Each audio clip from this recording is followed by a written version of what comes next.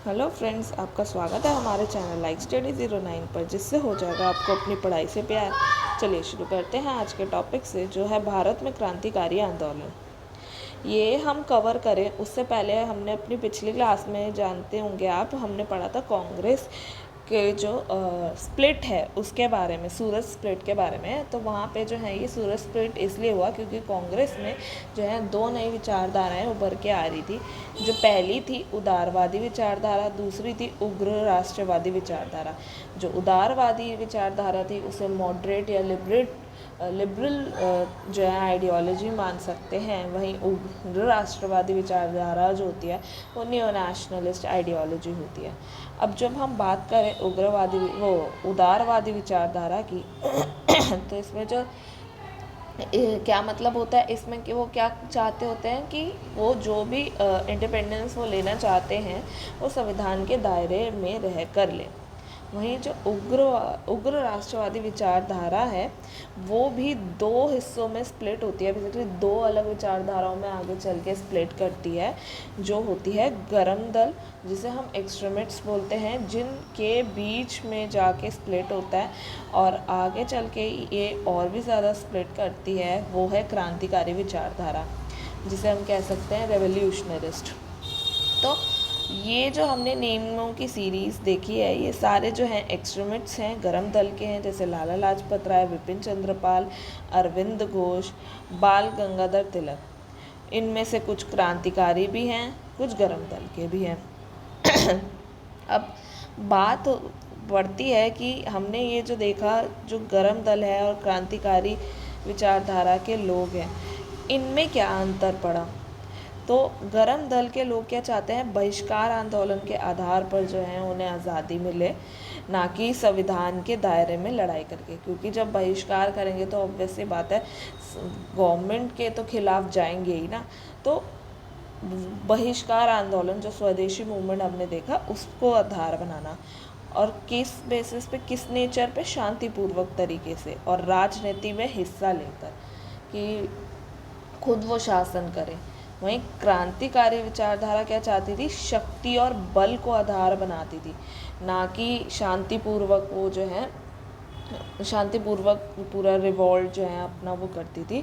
वो शक्ति और बल को इस्तेमाल करके किसी भी तरीके से अपनी आज़ादी को लेने के लिए तत्पर रहती थी।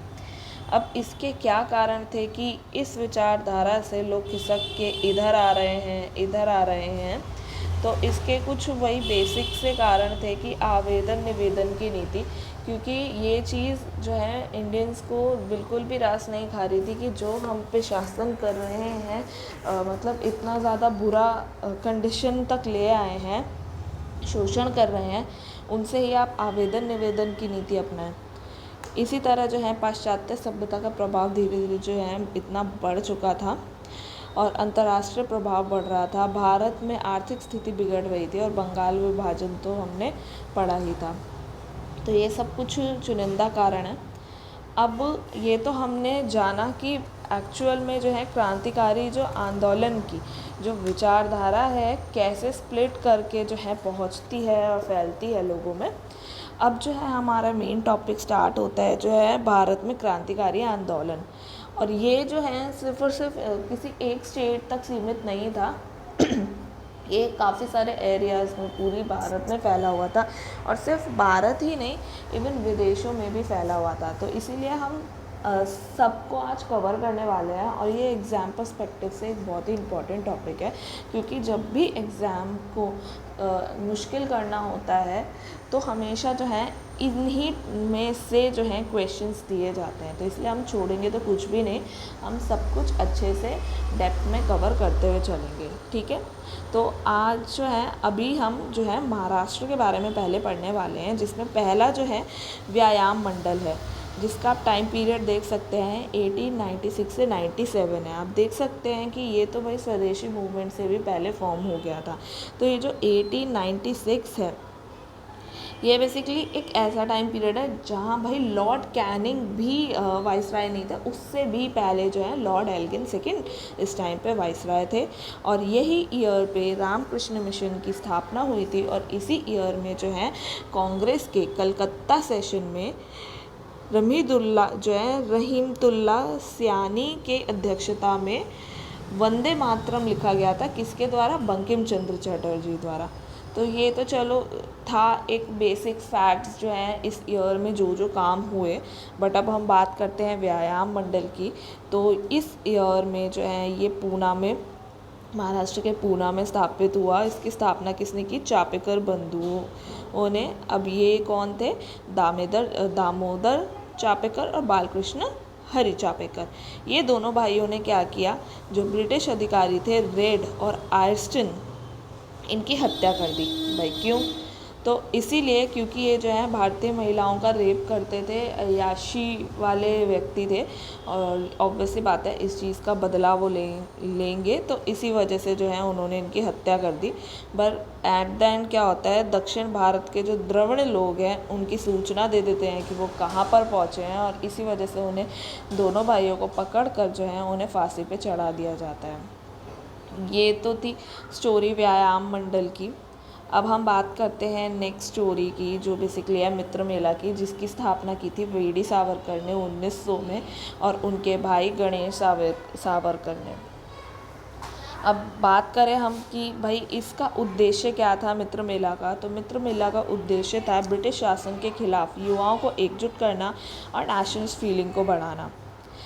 और अब जो है हमने ये देख लिया कि ये 1900 में फॉर्म हुआ। तो 1904 में ये अपने उद्देश्यों को ध्यान में रखते हुए क्या करते हैं, जो है अभिनव भारत सोसाइटी में इसका नाम कन्वर्ट कर देते हैं।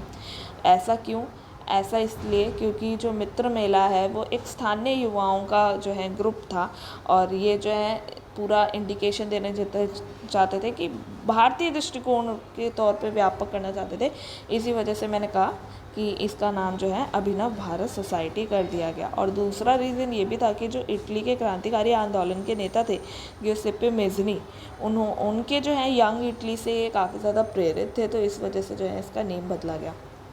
खैर ये तो बात रही जो है सोसाइटी का नेम। अब हम क्रांतिकारी संगठन का उनका नाम था, ठीक है। तो अब हम आगे की बात करते हैं। तो जो वीडी सावरकर थे वो जो है बाल गंगाधर तिलक की केसरी पढ़ के जो है उनमें देशभक्ति आई थी, और उन्होंने ये गुप्त संगठन बनाया। अब इनके बारे में बात की जाए, इनके लाइफस्टाइल की, तो ये जो है पढ़ने के लिए लंदन गए थे। किस जहाज़ से गए थे कभी कभार पूछ लिया जाता है, तो आप देख लीजिए पर्शिया जहाज़ से गए थे, ये जहाज़ का नाम है।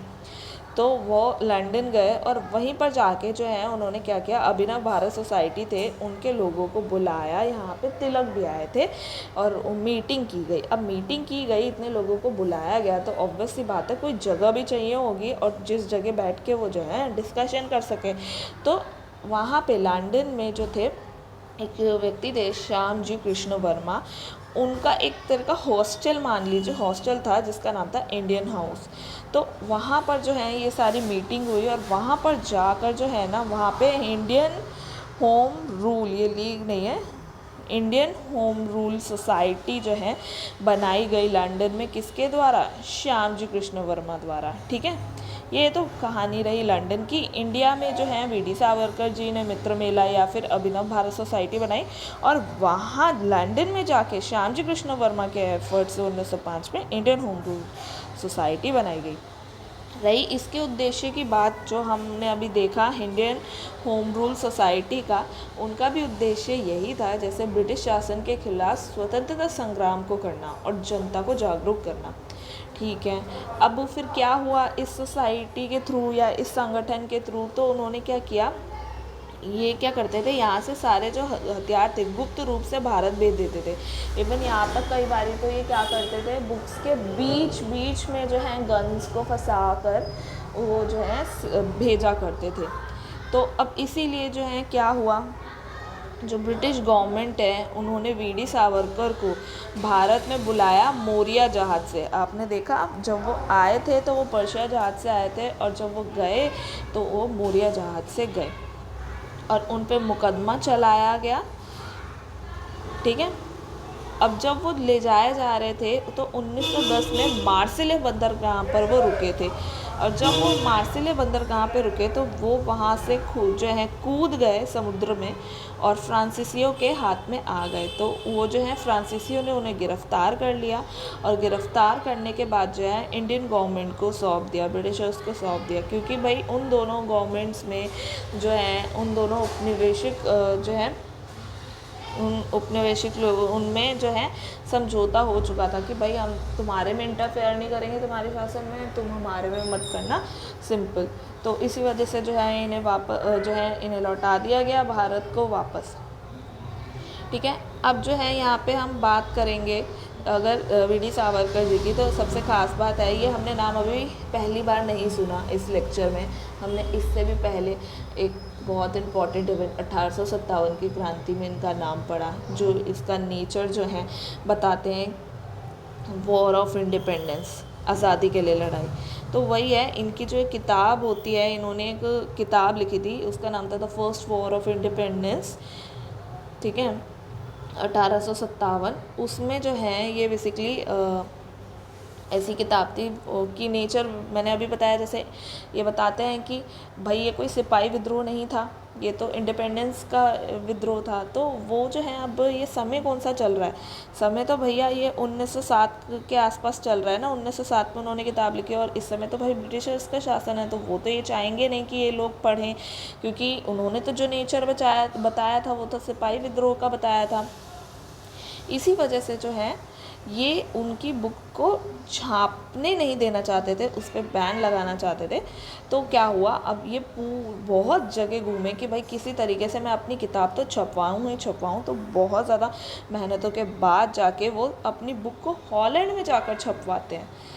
अब देख रहे हो, अब वो छापने ही नहीं दे रहे तो वो हॉलैंड में जाके छपवाते हैं, और हॉलैंड में छपवाने के बाद जो है वो बुक धीरे धीरे फैलते हुए फ्रांस, इंडिया तक पहुंचती है। और जैसे ही वो इंडिया तक पहुंचती है और लोगों में वो पॉपुलर होने लगती है, तो वो सारी जितनी भी कॉपीज़ फैल चुकी थी उसको जो है गवर्नमेंट जब्त कर लेती है। पर फिर भी अब तो वो फैल गई, अब तो वो इंडिपेंडेंस की जो भावना है लोगों में पैदा करने लगी, रियलिटी बताने लगी।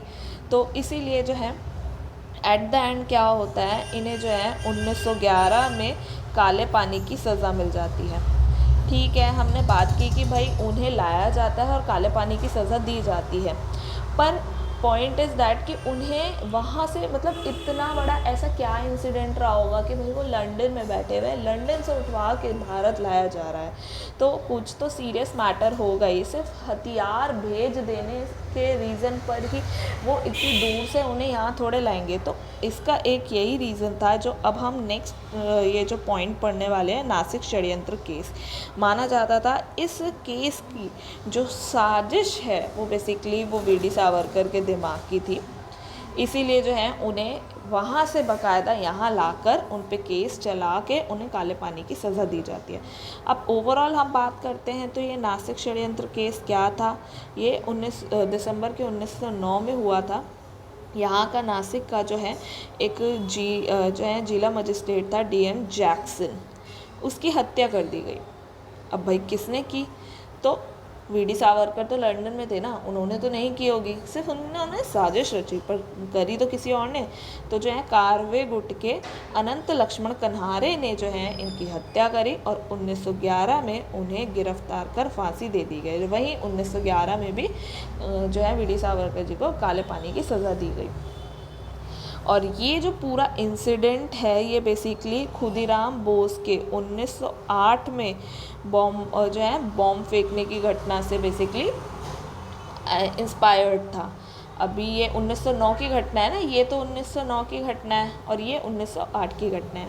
आप चिंता मत करिए, हम अभी आगे इस पे भी जो है डिटेल डिस्कशन करने वाले हैं।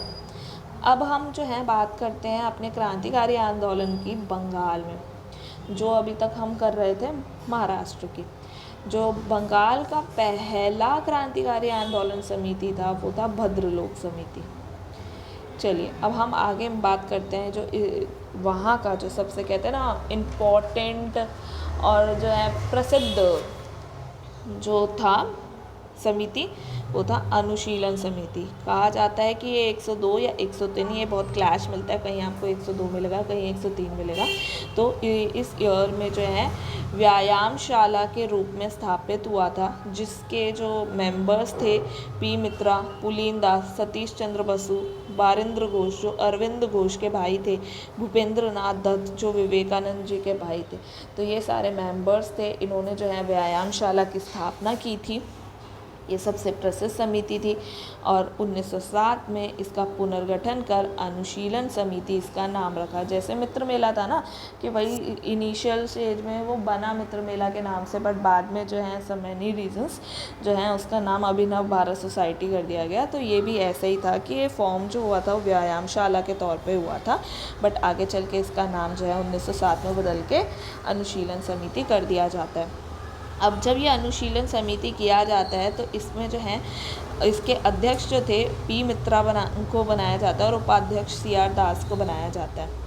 अब जो है अनुशीलन समिति की बात करें तो इसका जो नारा था वो था खून के बदले खून।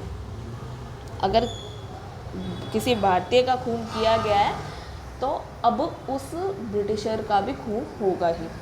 तो ये नारा दिया गया, जिसकी 500 प्लस शाखाएं जो हैं खुली हुई थी। इवेंट ढाका में 1905 में खुली थी और एकमात्र महिला सदस्य जो थी जो इसका हिस्सा रही थी वो थी सिस्टर निवेदिता। अब ये जो संगठन था ये काफ़ी गुप्त कार्य करता था और जो अपनी आइडियोलॉजी है उसको समाचार पत्र और मीटिंग्स के थ्रू प्रचार प्रसार करता था, जिनमें से कुछ न्यूज़पेपर्स ऐसे हैं जैसे अरविंद घोष ने वंदे मातरम लिखा था, कर्मयोगी लिखा था, भूपेंद्र नाथ दत्त जो विवेकानंद जी के भाई थे उन्होंने जो है युगांतर लिखा था, ब्रह्म बांधव उपाध्याय ने जो है संध्या लिखी। तो ये सारे कुछ न्यूज़पेपर थे। और अगर हम बात करें बुक्स की तो जो है बारिंद्र घोष ने जो है भवानी मंदिर लिखा, वर्तमान रणनीति लिखा और जो आगे चल के जो है मणिकतुल्ला पार्टी को फॉर्म करते हैं।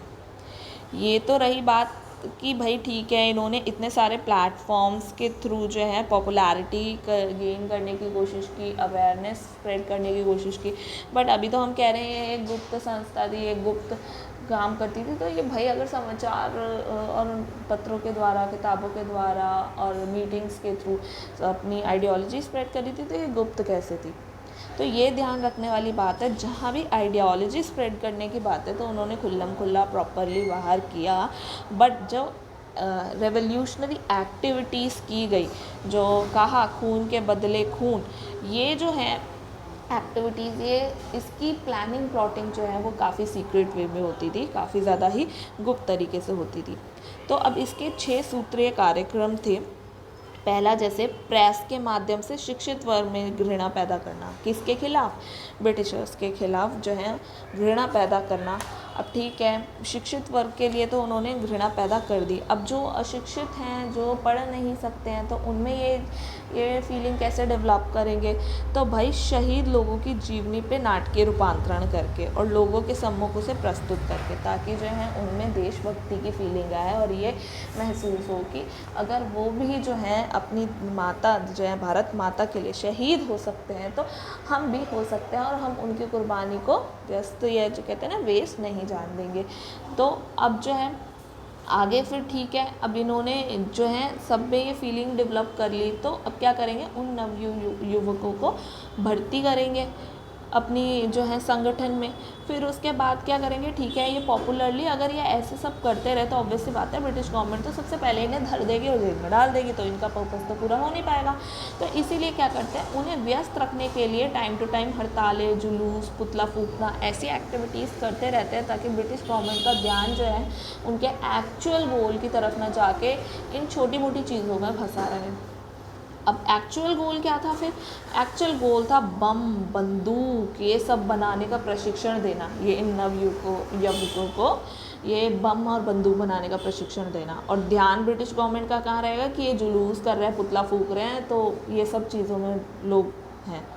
अब बात यह है, ये सब बनाएंगे, इसका प्रशिक्षण देंगे, तो ऑब्वियसली बात है पैसा तो चाहिए, फ्री में तो हो नहीं जाएगा।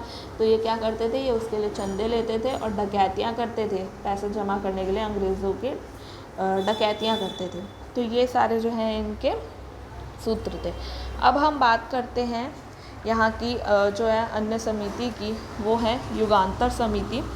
ठीक है, ये जो है वारिंद्र घोष ने बनाई थी, जो बेसिकली जिन्होंने अभी हमने ऊपर देखा भवानी मंदिर वर्तमान रणनीति की किताब लिखी, मणिकतुल्ला पाटी बनाई, और जो है अरविंद घोष के भाई थे ये। इन्होंने जो है चलो युगांतर समिति फॉर्म कर दी। अब जो है इसी समिति में या जो भी है इस टाइम पे जो एक कांड हुआ था वो था मुजफ्फरपुर बम कांड, जो पहला बम कांड था, जिसकी अभी हमने पीछे बात की थी कि जो नासिक षड्यंत्र केस था वो किससे इंस्पायर्ड होके हुआ था। वो इसी इंसिडेंट मुजफ्फरपुर बम कांड से इंस्पायर्ड होके बेसिकली हुआ था। ये तो 1908 में हुआ था, वो 1909 में हुआ था। ठीक है, अब क्या होता है, इसके जो हैं बेसिकली इसी युगांतर समिति के जो कुछ मेंबर्स हैं, प्रफुल्ल चाकी और खुदीराम बोस, ये जो हैं मिलके क्या करते हैं, जो मुजफ्फरपुर का जिला मजिस्ट्रेट है किंग्स फोर्ट, उसकी हत्या का प्लानिंग करते हैं। अब भाई उनकी हत्या का प्लानिंग क्यों? क्योंकि इसे जो है न्यायाधीश बनाया जाता है और ये भारतीयों के प्रति काफ़ी क्रूर था, तो इसीलिए इसकी जो है हत्या की साजिश रची गई। और क्या किया जाता है, अप्रैल 1908 में जो है उसकी बग्गी पे बॉम्ब फेंक दिया जाता है। पर किस्मत ऐसी थी कि वो तो बच गया, पर जो मिस्टर कैनेडी थे, एक व्यक्ति वहाँ पे, उनकी जो बीवी है और उनकी जो बेटी है वो इस बॉम्ब धमाके में मारी गई। अब इसीलिए जो है भाई प्रफुल्ल चाकी ने क्या किया, खुद को बचाने के लिए वहीं पे खुद को गोली मार ली, और खुदीराम बोस जो थे वो गिरफ्तार करके जो है उन्हें फांसी दे दी गई। आप देख सकते हैं सिर्फ 18 वर्ष की उम्र में जो है उन्हें फांसी दे दी गई। अब हम बात करते हैं 1908 के अलीपुर षड्यंत्र केस की, जिसे मनिकतला बॉम्ब कंस्पिरेसी भी कहते हैं, मुरारी पुकुर कंस्पिरेसी भी कहा जाता है। इसके काफ़ी सारे नेम हो गए। तो अब क्या हुआ, अभी जो हमने केस पढ़ा मुजफ्फरपुर बम कांड, ये जो है इससे अपडेटेड हो कर के भाई ये बेसिकली इनके पास में ये बंदूक और ये बारूद वगैरह ये सब कैसे आ रहा है, या तो ये विदेशों से कहीं ना कहीं मंगा रहे हैं, पर उसके लिए उन्हें बहुत ही ज़्यादा पैसा चाहिए, या तो फिर ये यहाँ पे खुद बना रहे हैं। तो ये सारी चीज़ें सोच के कि अब ये पक्का है ये कहीं तो बना रहे हैं, ये अलर्ट हो गए और ब्रिटिशर्स ने गोला बारूद की तलाश में जो है मनिकटोला और कलकत्ता में छापेमारी शुरू कर दी। अब भाई ऑब्वियस सी बात है, छापेमारी शुरू की गई और एक्चुअल में यहाँ पे बन रहा था, तो 34 लोग जो हैं पकड़े गए इन हथियारों की तलाशी के कारण। तो जिसमें जाकर जो है अरविंद घोष और वारिंद्र घोष जो हैं वो भी गिरफ्तार कर लिए गए। इन 34 व्यक्तियों में से ये भी थे। तो अब क्या हुआ, अब इन्हें सज़ा दिलवाने के लिए ब्रिटिश गवर्नमेंट को गवाह की ज़रूरत थी। अब गवाह कहाँ से लाए, तो इसीलिए उन्होंने क्या किया है, भारतीयों को पैसे देकर गवाह बनाया। अब किस भारतीय को दिया, नरेंद्र गोसाई को। तो इसी वजह से जो है इस ग्रुप के अदर मेंबर्स जैसे सत्येंद्र नाथ बासु और कन्हैया लाल, उन्होंने मिलकर प्लान बनाया और नरेंद्र गोसाई की हत्या कर दी। अब लो, अब तुम कहाँ से गवाह लाओगे, तुम्हारा गवाह ही उड़ा दिया, तुम्हारा गवाह जो है उसी की हत्या कर दी गई। तो इसीलिए जो है अब ये तो हो गया, तो ऑब्वियस सी बात है पता लगा, तो इन्हें पकड़कर फांसी दी गई। किन्हें, सत्येंद्र नाथ बासु और कन्हैया लाल को।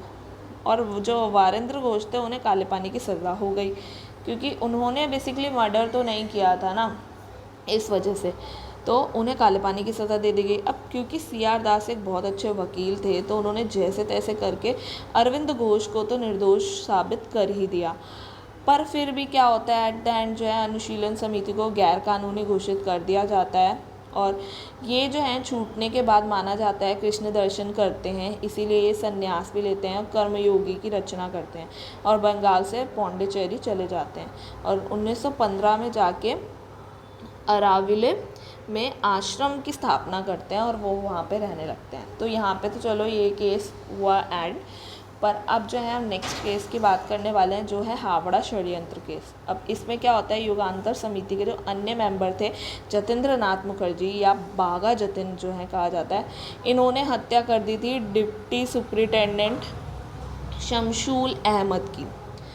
और इतने तरीके से की कि इतने गुप्त तरीके से की कि ब्रिटिशर्स जो हैं कभी साबित ही नहीं कर पाए कि ये जो है हत्या उन्होंने की। उन्हें बस 1 साल का कारावास हुआ, क्योंकि उन्हें शक तो पूरा था इन पे कि इन्होंने किया है, बट वो सबूत इकट्ठे कर ही नहीं पाए। और 1915 में उड़ीसा में उनकी खुद ही मृत्यु हो गई। तो बेसिकली ब्रिटिशर्स जो हैं वो तो साबित नहीं कर पाए। अब हम बात करते हैं अपने जो है क्रांतिकारी आंदोलन में पंजाब की। तो अब पंजाब में क्या होता है, 1906 तक जो है वहाँ पे बहुत बड़े अकाल पड़ते हैं, जिसकी वजह से जो है गवर्नमेंट क्या करती है कि अकाल बेशक पड़ रहा है, लोग पैसे कम देंगे, पर वो तो उन्हें बर्दाश्त नहीं है, इसलिए वो भू राजस्व और सिंचाई कर को जो है और भी ज़्यादा बढ़ा देते हैं। अब पॉइंट ये उठता है कि भाई उनके बढ़ाने से क्या, ऑलरेडी जो है आम जनता हो गई, जो किसान हो गए, वो पैसे देने की सिचुएशन में नहीं है। उल्टा यहाँ राहत देनी चाहिए, पर राहत देने की जगह और कर बढ़ाया जा रहा है। तो भाई जन आंदोलन तो उभरेगा ही। तो जन आंदोलन जो है उभरा, जिसमें जो है सबसे इम्पोर्टेंट नेम जो उभर के आता है पंजाब में, जतिन मोहन चैटर्जी का आता है 1904 में। ठीक है, जो फॉर्म करते हैं क्या, भारत माता सेवा सोसाइटी। ये पंजाब के पहले क्रांतिकारी नेता थे। उसके बाद और भी नेता उभर के आए थे, जैसे कि भाई लाला लाजपत राय, लाला हरदयाल, अजीत सिंह, ये भी उभर के आते हैं। पर अब पूरी सिचुएशन को कंट्रोल करने के लिए ब्रिटिशर्स ने क्या किया, जो लाला लाजपत राय और अजीत सिंह है, ठीक है, इनको कर लिया गिरफ्तार और मांडले जेल में डाल दिया। अब बचे लाला हरदयाल। लाला हरदयाल अब अकेले क्या किए, तो उन्होंने क्या किया जो है, वो तो विदेश चले गए और भारतीयों के लिए सपोर्ट जो है गेन करने लगे। तो अब क्योंकि कोई इतना मेन लीडर बचा नहीं, तो आंदोलन पड़ा धीमा। और 1909 में जाके जब उन्हें नया नेता मिला अमीर चंद्र बंगाल के, तब जाके जो है इसने स्पीड पकड़ी। अब हम बात करते हैं नेक्स्ट केस की, जो है दिल्ली की क्रांतिकारी गतिविधियां जो हैं, आंदोलन है दिल्ली लाहौर कॉन्स्पिरेसी केस। अब हम ये केस शुरू करें उससे पहले हम बात कर लेते हैं दिल्ली दरबार की, जो है दिसंबर 1911 में लगता है तीसरा दिल्ली दरबार, जो लॉर्ड हार्डिंग के टाइम पीरियड पे था, जिसमें ब्रिटिश सम्राट जॉर्ज फिफ्थ का स्वागत किया जाना था और दिल्ली को कैपिटल बनाया गया। अब पॉइंट ये उठता है, कैपिटल तो थी कलकत्ता, पर उसे दिल्ली में शिफ्ट क्यों किया गया। तो दिल्ली में शिफ्ट करने का रीज़न था कि सेंटर से पूरा जो है ये इन रेवोल्यूशनरी एक्टिविटीज़ पे कंट्रोल किया जा सके, क्योंकि भाई किसी भी डिप्टी कमिश्नर हो गया या किसी पे भी बॉम्ब फेंका जा रहा है, उन्हें उड़ाया जा रहा है, बिल्कुल हत्या की साजिश रची जा रही है। तो भाई जॉर्ज फिफ्थ के साथ ऐसा ना हो, इस वजह से जो है सेंटर से एक्टिविटीज़ को कंट्रोल करने के लिए उन्होंने दिल्ली को चुना। और 1905 का जो विभाजन किया गया था उसको जो है स्थगित करना था, इस वजह से।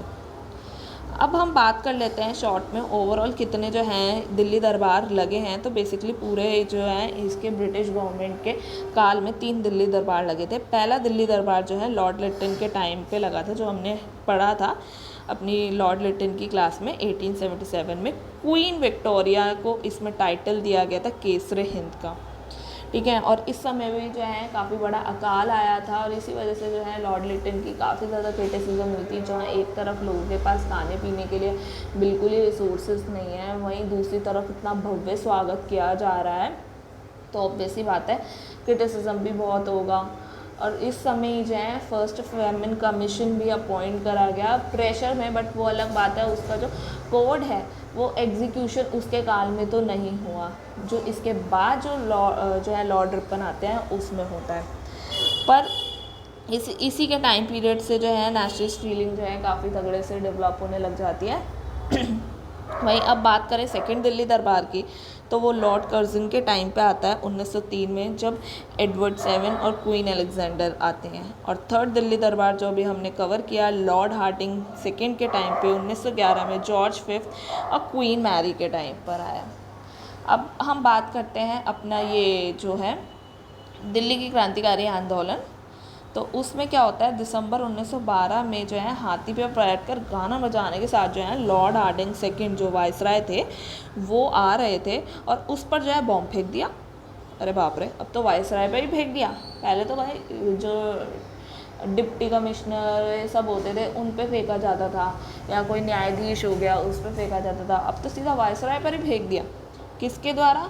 रास बिहारी बोस भाई। तो अब जो है ये रास बिहारी बोस कौन थे, तो भाई इन्होंने ये काफ़ी गुप्त योजना बनाई थी। ये अलीपुर षड्यंत्र केस का भी हिस्सा माने जाते हैं।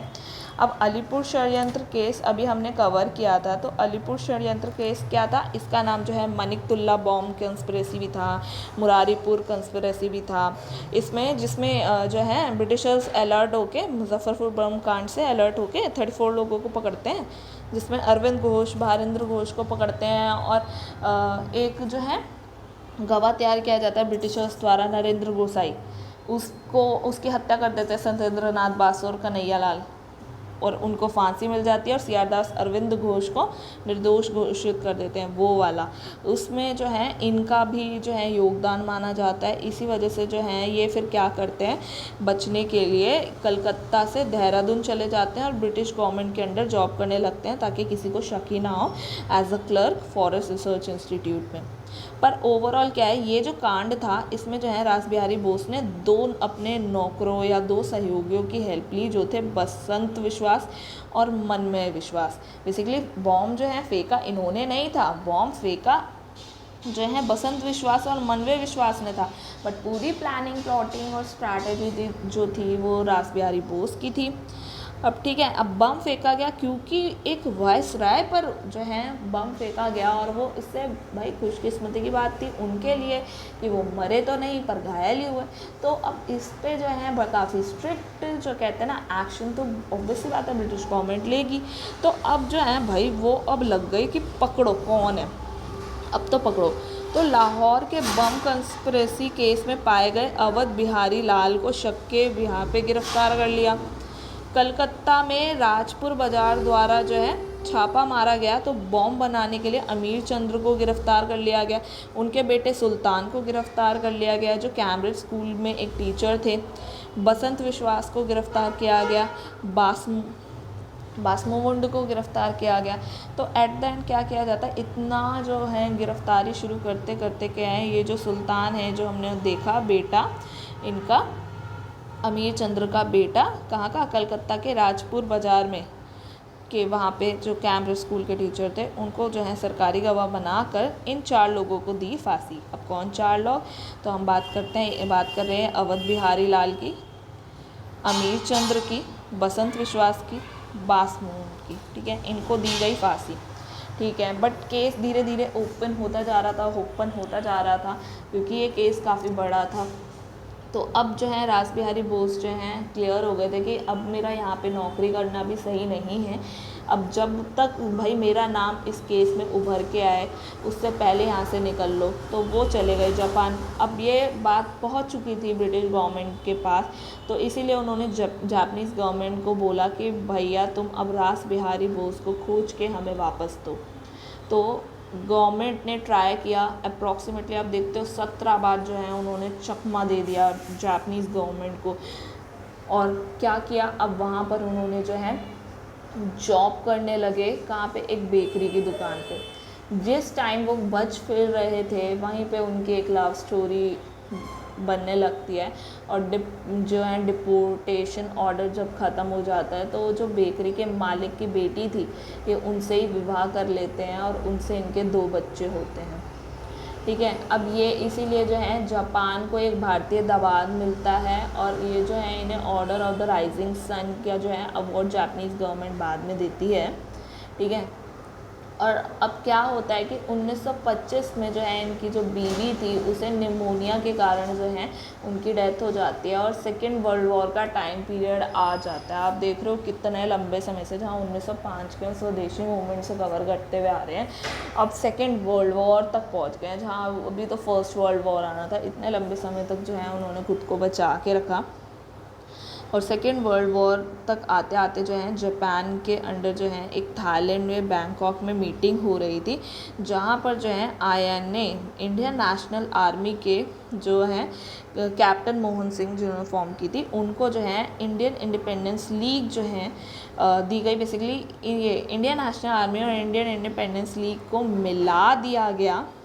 ठीक है, अब जिसके अध्यक्ष जो है रास बिहारी बोस को बनाया गया। ओवरऑल अब क्या हुआ, अब इनके पास जो है एक प्रॉपर सेना भी आ चुकी थी। हम आगे जो सुभाष चंद्र बोस का टॉपिक पढ़ेंगे ना, नेशनल मूवमेंट्स के बीच में। तो तब जो है हम इसे और डिटेल में पढ़ेंगे कि भाई कैप्टन मोहन सिंह कौन थे और भाई क्यों जो है इन्होंने अपनी आर्मी दी, ठीक है। हम इसे और डिटेल में पढ़ेंगे, बट अभी हम जो है अपना मेन फोकस जो है रास बिहारी बोस पे रखना चाहते हैं, ठीक है।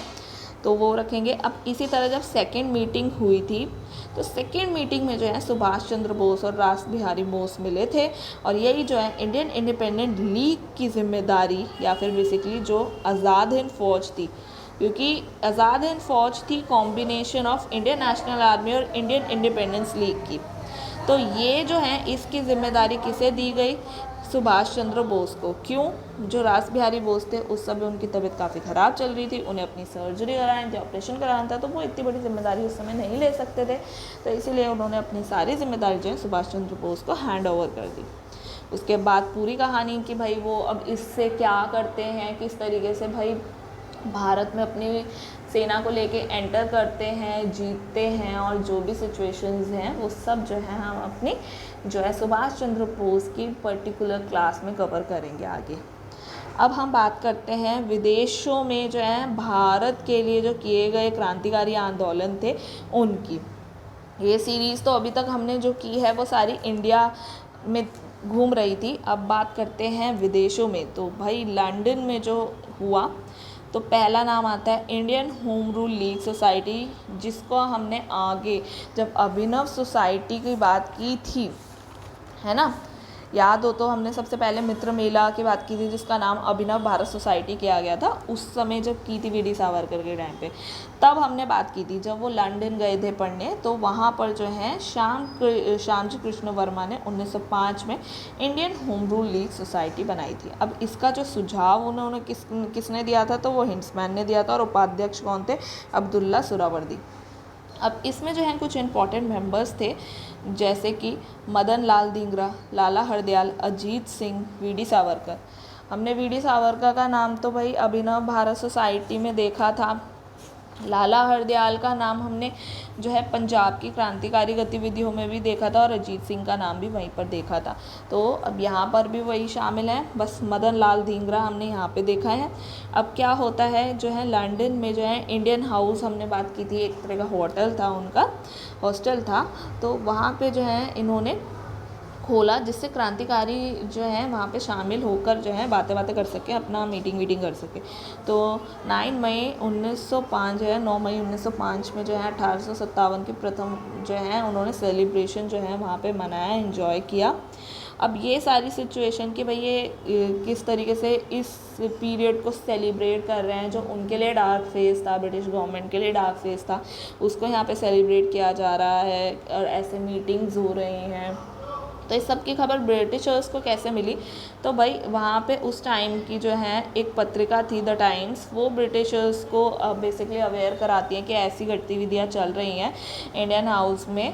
तो कैसे? क्योंकि वो जो है इंडियन हाउस का क्रिटिसिज्म करती है वो पत्रिका। और क्या है, श्यामजी कृष्ण वर्मा की खुद की एक जो है पत्र था इंडियन सोशलिस्ट, वो लिखा था, उससे उन्हें जो है ये सब पता लगा। अब ऑब्वियस सी बात है, जब उन्हें पता लगेगा कि इन्होंने पूरा एक जो है लंदन में पूरा एक हिसाब किताब बना रखा है, क्रांतिकारी संगठन बना रहे हैं, तो इन्हें अब वहाँ से बच के जाना ही पड़ेगा। तो उन्हें लंदन छोड़ के पेरिस जाना ही पड़ा, फ्रांस जाना ही पड़ा, अब ताकि वो जो है ब्रिटिश गवर्नमेंट जो है इन्हें ना पकड़े। तो अब इंडियन हाउस की जिम्मेदारी किसको? किसी को तो देनी ही पड़ेगी ना। तो 1908 में जाके जो 1905 में फॉर्म हुआ था, वीडी सावरकर को दी गई।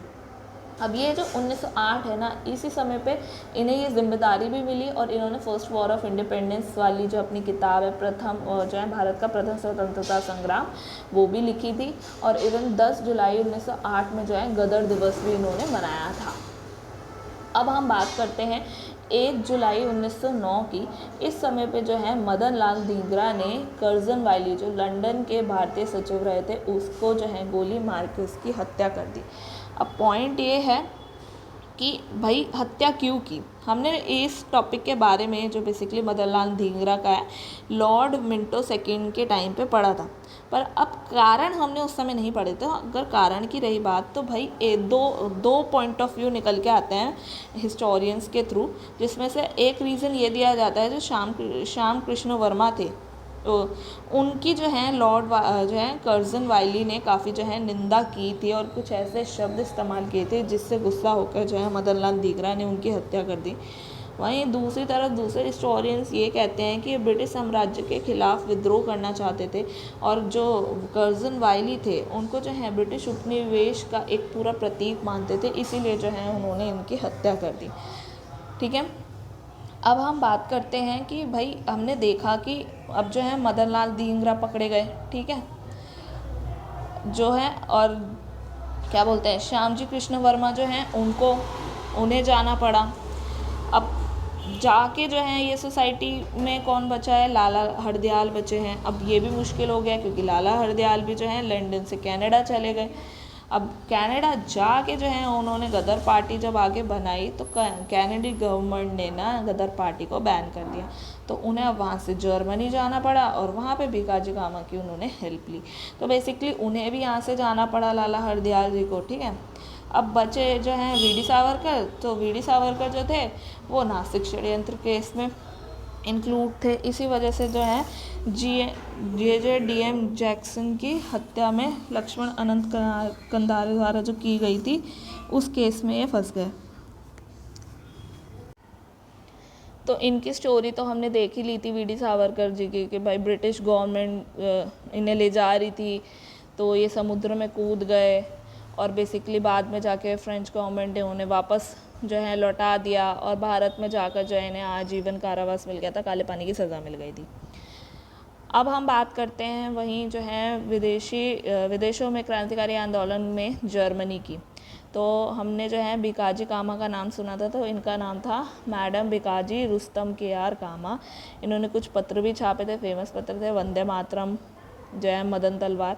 इनको कुछ उपाधियां भी दी गई थी जैसे क्रांति प्रसूता जनक, भारतीय राष्ट्रीयता की महान पुजारन, मदर ऑफ इंडियन रेवोल्यूशन। तो ये कुछ इनको जो है उपाधियां भी मिली थी। अब भिकाजी कामा फिर कौन थी, तो ये देखा जाए तो भिकाजी कामा जो थी वो एक पारसी परिवार की मुंबई निवासी थी और ये जो है सोशल वर्क करती थी और इसी वजह से जो है इन्होंने एक पारसी इंडियन सोसाइटी भी फॉर्म की।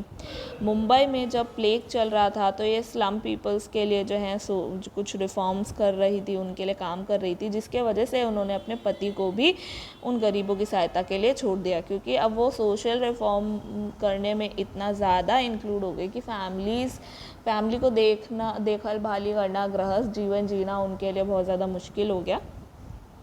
अब इसी वजह से क्योंकि ये स्लम एरिया में रहती थी, वो भी प्लेग की सिचुएशन में खुद भी बीमार पड़ गई, जिसके इलाज के लिए वो जर्मनी गई और वे इंग्लैंड में भी घूमी थी। इवन जब श्यामजी कृष्ण वर्मा के बारे में हमने पढ़ा था ना कि उन्हें जाना पड़ा, जब ब्रिटिशर्स को पता लगा कि इन्होंने इंडियन हाउस फॉर्म कर रखा है और पूरा जो है Indian home rule league society बनाई हुई है, तो जब वो गए थे तो वो लंदन से पेरिस चले गए थे। तो उस समय भी जो है जब वहाँ पे भिकाजी कामा थी और श्याम कृष्ण वर्मा की इन्होंने सहायता की थी और इन्होंने जो है भारतीय स्वतंत्रता समिति 1916 में वहाँ पे बनाई। ठीक है, 1916 में उनके साथ मिलकर भारतीय स्वतंत्रता समिति बनाई।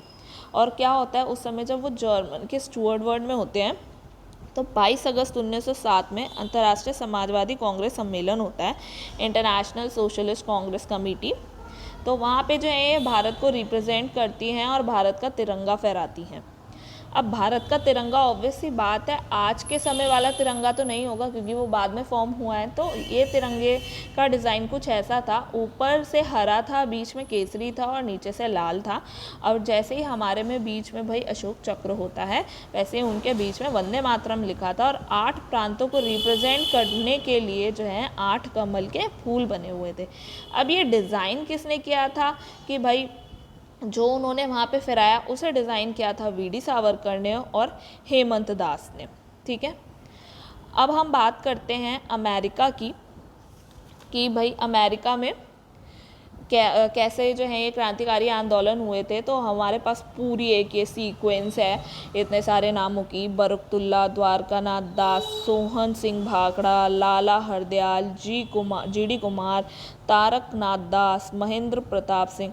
तो हम इन सबको जो है कवर करने वाले हैं तो अब जो है बात करते हैं अमेरिका का पहला क्रांतिकारी संगठन, तो वो भाई 1906 में बना था बरकतुल्ला द्वारा, जो कि भारत की पहली अस्थाई सरकार के प्रधानमंत्री रहे थे, जो बेसिकली उस समय पे जो है आज के समय में अफगानिस्तान में लोकेटेड है वो एरिया। और वो जो महेंद्र प्रताप सिंह थे वो राष्ट्रपति थे। अब दिसंबर 1915 में पहली जो अस्थाई सरकार उन्होंने बनाई थी, जर्मनी और रूस ने उसको जो है मान्यता दी थी, और ये जो है प्रधानमंत्री रहे, ये राष्ट्रपति रहे। अब बेसिकली हम अगर बात करें बरकतुल्ला की, क्योंकि इनका तो 1906 से ही पूरा जो है आंदोलन करना या शुरू हो गया था, ग्रुप करना, ये तो अस्थाई सरकार फॉर्म हुई थी इस समय पे। तो उद्देश्य क्या था, अमेरिका में रह रहे जितने भी भारतीय प्रवासी हैं उनको संगठित करना और अंग्रेज़ों को भगाने में मदद करवाना। तो इसीलिए इन्होंने सोसाइटी बनाई, the society of advancement of India, New York में। ठीक है, अब हम चलिए, हमने बात कर ली यहाँ पे बरकतुल्ला कंप्लीट हो गया, हमारा महेंद्र प्रताप सिंह हो गया। अब हम कवर करेंगे द्वारकानाथ दास के। तो जो द्वारकानाथ दास थे उन्होंने 1907 में इंडियन इंडिपेंडेंस लीग जो है कैलिफोर्निया में बनाई, जिसका सेम उद्देश्य था जो यहाँ पे उद्देश्य रहा था, अमेरिका में रहने वाले भारतीयों को इकट्ठा करना, संगठित करना और भारतीयों को जो है अंग्रेज़ों को भगाने के लिए हेल्प करवाना। तो उसके लिए जो है द्वारकानाथ दास जो थे उन्होंने एक पत्र निकाला था, वो था स्वतंत्र हिंदुस्तान। अब इसी तरह अब हम बात करते हैं आगे 1913 में लाला हरदयाल जी की और सोहन सिंह भाखड़ा की। जो लाला हरदयाल थे भारत के पंजाब से अमेरिका आए थे, है ना, और स्टैनफोर्ड यूनिवर्सिटी कैलिफोर्निया में गए, वहाँ पे वो सोहन सिंह भाखड़ा से मिले और मिलते ही उनका सुझाव पे उन्होंने गदर पार्टी फॉर्म की सैन फ्रांसिस्को में, और उसके अध्यक्ष किसे बनाया गया, सोहन सिंह भाखड़ा को बनाया गया। अब जो है गदर नाम से जो है एक पत्रिका भी छापी गई, जिसका ओरिजिन बेसिकली उर्दू में था, बेसिकली उर्दू में वो लिखी गई थी, बाद में जाके और भाषाओं में भी आने लगी थी, और इसका संपादन किसने किया था, रामचंद्र पेशावी ने। ठीक है, अब बात आती है ये ईयर में क्यों किया गया, तो भाई इसीलिए क्योंकि इस समय वर्ल्ड वॉर 1 चलने वाला था, शुरू होने वाला था, तो उन्हें ये लगा कि भाई ऐसी सिचुएशन में ना अमेरिका से हमें हेल्प मिल सकती है, तो इसीलिए। बट एक्चुअल में होता क्या, अमेरिका तो ब्रिटेन के सपोर्ट में आ जाता है जब फर्स्ट वर्ल्ड वॉर की सिचुएशन आती है। तो अब जो है उन्हें लगता है कि नहीं यार, अब तो अमेरिका छोड़ना ही पड़ेगा। तो 1914 में जो है वो वहाँ से निकले और लाला हरदयाल जी जर्मनी पहुँचे। अब जर्मनी में वो जो है 1916 में भारतीय स्वतंत्रता समिति बनाते हैं, किसकी हेल्प से, भिकाजी कामा की हेल्प से, जब वो यहाँ वो मिलते हैं उनसे। ठीक है, अब जो है हम बात करते हैं बच्चे हमारे GD कुमार जी, वो कनाडा में स्वयं से वो स्वदेश सेवक गृह बनाते हैं जो, और न्यूज़पेपर लॉन्च करते हैं स्वदेश सेवक। इसी तरह जो है GD कुमार जो हैं तारकनाथ के साथ अमेरिका में मिलके यूनाइटेड इंडियन हाउस जो है 1908 में फॉर्म करते हैं और न्यूज़पेपर लॉन्च करते हैं फ्री इंडिया। तो अब आप देख सकते हैं कि हमने जो है अमेरिका में लेकर जो है इन सब को जो है कवर कर लिया, जो इतनी बड़ी लिस्ट हमने पढ़ी इन सबको कवर कर लिया। बरकतुल्ला और जो महेंद्र प्रताप सिंह थे ये तो भैया अस्थाई गवर्नमेंट के जो है प्रधानमंत्री और राष्ट्रपति रह चुके थे। द्वारकानाथ जो है इंडियन इंडिपेंडेंस लीग के जो है फाउंडर थे। लाला हरदयाल और सोहन सिंह भाखड़ा गदर पार्टी के हो गए। GD कुमार जो हैं स्वदेश सेवक गृह के हो गए, और GD कुमार और तारकनाथ दास जो है यूनाइटेड इंडियन हाउस के हो गए। तो ये तो हमने अब कर लिया। अब हम जो है बात करने वाले हैं एक और इम्पॉर्टेंट इंसिडेंट की, जो है कामागाटा मारू इंसिडेंट। अब कामागाटा मारू जो है ये एक शिप का नाम है। अब हम ये बात करें कि ये इंसिडेंट क्या था, कैसे हुआ वगैरह, तो उससे पहले हम बात करते हैं इससे रिलेटेड कुछ सोर्सेस की कि भाई इसके बारे में कैसे पता लगता है। तो इसके बारे में जो है सेडिशन कमेटी की रिपोर्ट से पता लगता है, और जैक्सन कैम्पबेल की बुक भारत में राजनीतिक व्याधि या पॉलिटिकल ट्रबल इन इंडिया 1907 से 1917 का, उससे पता लगता है। ठीक है, अब ये बेसिकली ये इंसिडेंट का जन्म किस ऐसे पर्टिकुलर इवेंट से हुआ, क्या हुआ, तो ये जो है एक अप्रवासी कानून था कनाडा का, उससे जो है ये हुआ। अब बात करते हैं कि ये कानून क्या था। तो इस कानून के तहत क्या किया गया, जो है भारत जो है ना, भारतीय लोग जो भी यहाँ आना चाहते हैं वो सिंगापुर या अन्य किसी जगह रुके बिना कनाडा आ सकते हैं, अदरवाइज़ नहीं आ सकते। तो जो कि उस समय पे ऐसे तो पॉसिबल नहीं हो सकता कि भाई कैसे रुके बिना पहुंच जाएं। जोग्राफिकल एरिया तो उस हिसाब से देखना पड़ेगा ना। तो और अगर मान लो वो आ भी गए किसी भी तरीके से, तो उन्हें $200 आसपास जो है पैसे भी देने पड़ेंगे। तो बेसिकली एक ऐसा रूल बना दिया कि किसी भी तरीके से वो यहाँ आ ही ना पाए। अब क्यों? क्योंकि भाई कुछ रेशियल डिस्क्रिमिनेशन रीज़न था, भाई उन्हें भी डर था नौकरियों के खतरे का अगर ये लोग यहाँ आ जाते हैं। और एक रीज़न ये भी था कि भाई औपनिवेशिक होते हुए भी भाई ये आज़ादी पाने की उम्मीद इनके बीच में ना जाग जाए, भारतीयों के मन में ना आ जाए, इस वजह से जो है ये कानून उन्होंने लाया। अब होता क्या है, नौकरी की लालसा में जो है सरदार गुरदत्त सिंह या गुरदीत सिंह जो हैं वो जो हैं जापान से एक जो है जहाज़ रेंट में लेते हैं जिसका नाम था कामागाटा मारू। ठीक है, अब इसमें जो है 376 यात्री उनके साथ निकल पड़ते हैं और कनाडा के जो है वैंकूवर बंदरगाह पर जाके पहुंचते हैं। और पुलिस वहाँ पे ही घेराबंदी करके कनाडा की सीमा में ही नहीं उन्हें आने देती है। इवन ये इंसिडेंट है 23 मई की 1914 की।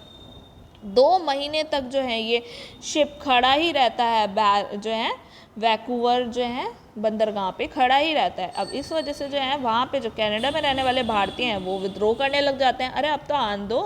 तो इसीलिए जो है शोर कमेटी और तटीय कमेटी बनाई जाती है जिसके कुछ इंपॉर्टेंट मेंबर्स थे बलवंत सिंह, हुसैन रहीम, लाला जी, सोहन सिंह। तो ये सब बहुत कोशिश करते हैं, बट फिर भी क्या होता है जो है ब्रिटिश गवर्नमेंट का इतना ज़्यादा इन्फ्लुएंस होता है ना कि इन्हें वापस भेज दिया जाता है कलकत्ता के बजबज में। सितंबर 1914 तक ये शिप जो है वापस पहुंचती है भारत में। और क्या होता है, ये ब्रिटिश गवर्नमेंट कहती है ये भारतीय क्रांतिकारी हैं, इस वजह से जो है ब्रिटिश गवर्नमेंट इन्हें अरेस्ट करती है, जिसमें से 18 से 22 लोग जो हैं वहीं पर मारे जाते हैं। कुछ लोगों को जेल में डाला जाता है और कुछ जो है बच के भाग जाते हैं, जिनमें से जो है सरदार गुरदत्त सिंह भी थे। और वो अलग बात है कि आगे चल के गांधी जी के कहने पे वो जो हैं खुद को आत्मसमर्पण जो है कर देते हैं। बट बात यहाँ आती है कि भाई क्यों जो है ब्रिटिश गवर्नमेंट ने ऐसा किया। तो भाई उसके कुछ कारण ऐसे रहे हैं कि भाई उन्हें लगा क्या ये गदर पार्टी से जुड़े हैं, तो उन्हें ये था कि अगर वो खुला छोड़ देंगे ना तो ये नेशनलिस्ट फीलिंग फैलाएंगे और विद्रोह करेंगे, बिल्कुल जो है उनकी सिचुएशन कर देंगे ख़राब। तो इस वजह से उन्होंने सीधा जो है शक ही बोल करना, शक में ही कहकर ही उन्हें जो है गिरफ्तार करवाया और अपना शक्ति प्रदर्शन करना जो है उन्होंने ज़रूरी समझा। अब इसी तरीके का एक और जो है इंसिडेंट होता है, जो केस होता है वो है तोशा मारू का 1914 में। ये भी क्या होता है, गदर पार्टी के जो लोग होते हैं वो कहते हैं स्वदेश चलेंगे, जिसके लिए तोशा मारू जहाज़ को बुक किया जाता है। और वही वाली बात है, सिंगापुर रुकना ही पड़ेगा, तो फर्स्ट स्टेप सिंगापुर पड़ता है। वहाँ पे जो है भाई परमानंद ने ऐसा भाषण दिया कि भाई लोग इतने इंस्पायर हो गए, जिसमें से जो है डुंडे खां थे, चिश्ती खां थे, उनके नेतृत्व में क्या होता है, सिंगापुर में जो भी ब्रिटिशर सैनिकों का अड्डा होता है वहाँ पे विद्रोह कर दिया जाता है। उनका झंडा उतार के भारतीय तिरंगे को फहरा दिया जाता है। अब वो अलग बात है कि भाई ब्रिटिशर्स को ये चीज़ तो अच्छी नहीं लगेगी, तो वो इस विद्रोह को दबा देते हैं। ऐसे ही एक और इंसिडेंट होता है जो है सिल्क पेपर केस। अब क्या होता है, अफ़गानिस्तान और तुर्कमेनिस्तान में जो है हिजरत मूवमेंट चल रहा होता है, जिसका जो ऑब्जेक्टिव होता है वो होता है भारत को आज़ादी दिलाना। तो इसीलिए जो है वो खुदाई सेना बनाते हैं और एक गुप्त योजना बनाते हैं। अब वो जो प्लानिंग करते हैं ना, वो क्या करते हैं, मौलवी उबैदुल्ला सिंधी जो है उसे एक पीले सिल्क पेपर पे लिख देते हैं पर्शियन लैंग्वेज में कि भाई किसी को समझना है, तो उसे लिख के जो है उन्हें पहुंचाना होता है महमूद हसन के पास में। बट क्या होता है, उसी बीच में जहाँ ये पहुंचनी होती है, उसी बीच में जो है अंग्रेज़ इन्हें पकड़ लेते हैं और वो जो है इसको पढ़ लेते हैं और बस वहीं पे ही ये सिल्क पेपर केस ख़त्म हो जाता है। तो ओवरऑल हम इन पॉइंट्स पे आए तो ये जो विदेशी क्रांतिकारी आंदोलन थे, इन्हें सप्रेस होने के क्या कारण रहे हैं, हम उस पर डिस्कशन करते हैं। तो जो है जर्मनी, टर्की जो हैं ये फर्स्ट वर्ल्ड वॉर में हार चुके थे, जिनसे उन्हें सपोर्ट की उम्मीद थी और बेसिकली मटेरियल और मनी रिलेटेड जितना भी सपोर्ट मिलता था अब वो बंद हो गया था। तो इस वजह से जो है सप्रेस करना उनके लिए इजी हो गया ब्रिटिश गवर्नमेंट के द्वारा। यहाँ पे स्ट्रॉन्ग सेंट्रल लीडरशिप की भी कमी थी, प्रॉपर प्लानिंग की कमी थी एकदम से, क्योंकि उठ के आते थे ना इवेंट्स एकदम से स्पार्क से। और जो है मिडिल एजुकेटेड क्लास का भी लिमिटेड योगदान था।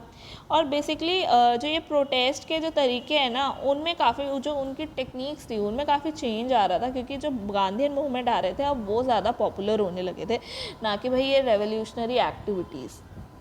और जो सबसे बड़े कारण जो हैं रहे हैं वो हैं ब्रिटिश गवर्नमेंट की रेप्रेसिव मेजरमेंट्स। तो अब इनमें से जैसे कि भाई प्रिवेंशन ऑफ सेडिटेशन मीटिंग एक्ट 1907 का, जिसमें ये क्या करते थे, राजद्रोही जितने भी ऑर्गेनाइजेशन थे उनको बैन कर देते थे और उन्हें गिरफ्तार कर लेते थे। उसी के तहत जो है बाल गंगाधर तिलक और लाला लाजपत राय जी को जो है गिरफ्तार किया गया था। इसी तरह जो है नेक्स्ट जो है एक्सप्लोजिव सेडिटेशन एक्ट जो है 1908 का, इसमें इन्हें जितना भी विस्फोटक पदार्थ है जैसे बारूद वगैरह, तो इन सब का निर्माण जहाँ भी हो रहा है उस जगह को ढूंढ के खोज के वहाँ पे बैन लगाना था, ये उनका एक पर्पस था। इसी तरह जो है भाई भारतीय फौजदारी संशोधन अधिनियम 1908 आता है, समाचार पत्र अधिनियम 1910 आता है, भारतीय सुरक्षा नियम 1915 आता है। इसमें क्या होता है, सिर्फ शक के बिहाफ पर ही जो है ब्रिटिश गवर्नमेंट किसी को भी पकड़ के जो है पकड़ सकती है, जब्त कर सकती है, उन्हें जेल में डाल सकती है।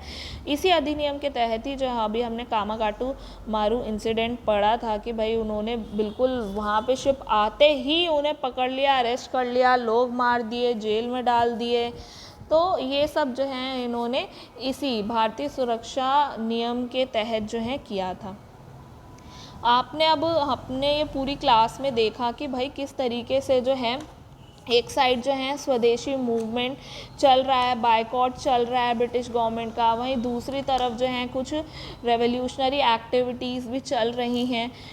तो धीरे धीरे जो है बस सारे के सारे जो जनता है उनमें अपने अपने रीज़न से लेकर जो है ब्रिटिश गवर्नमेंट के ख़िलाफ़ जो है ना बिल्कुल भर चुके थे, वो अच्छे से तरीके से अब बढ़ चुके थे और अब वो एक्शन लेने के लिए प्रॉपरली रेडी थे। तो इसीलिए जो है अब धीरे धीरे आगे जाकर हम देखेंगे कि कुछ अब ये किस तरह से नेशनल मूवमेंट की ओर कन्वर्ट करने लगता है और गांधी आते हैं और किस तरीके से एक प्रॉपर लीडरशिप जो है आगे चल के मिलती है। तो अब हम जो है ये आगे बात करेंगे अपनी नेक्स्ट क्लासेस में। आई होप आपको आज की क्लास अच्छी लगी होगी।